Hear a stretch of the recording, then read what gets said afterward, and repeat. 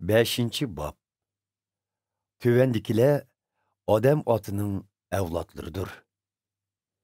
Xuda Ademni özgü oxşaydıgan qılıp yarattı.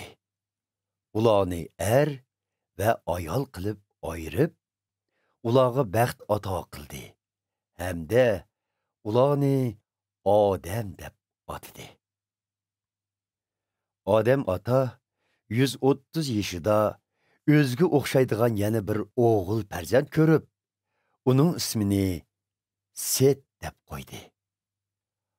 Adem ata Setni tapqandan keyin yana 800 yil hayot kechirib, yana ko'p o'g'il qiz farzandlarni ko'rdi.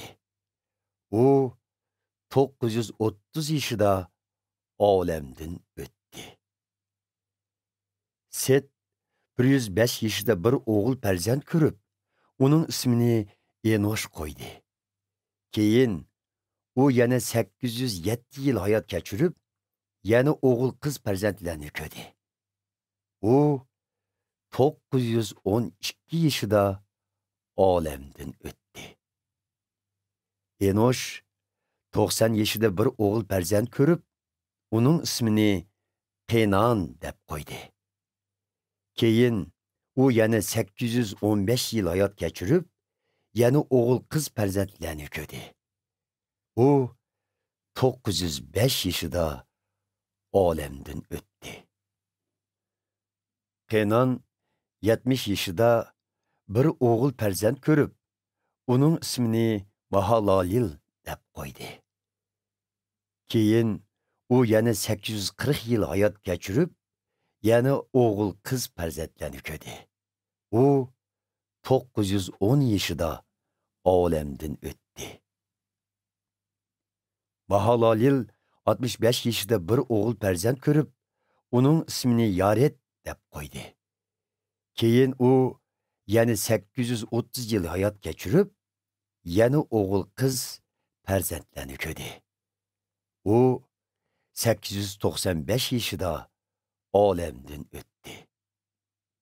Yaret 162 yoshida bir o'g'il farzand ko'rib, uning ismini Hanuh deb qo'ydi.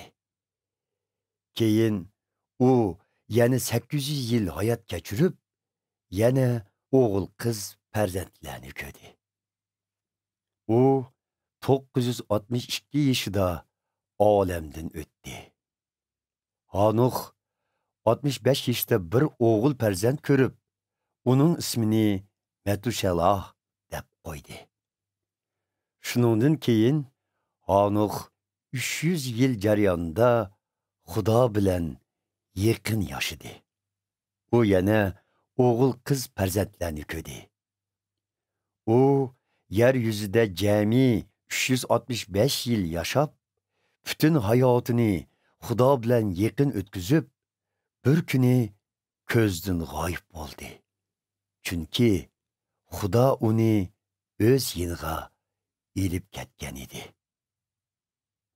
Metushalah 187 yoshida bir o'g'il farzand ko'rdi. Uning ismini Lamik deb qo'ydi. Keyin u yana 782 yil hayot kechirib, yana o'g'il qiz farzandlarni ko'rdi. U 969 yoshida olamdan o'tdi.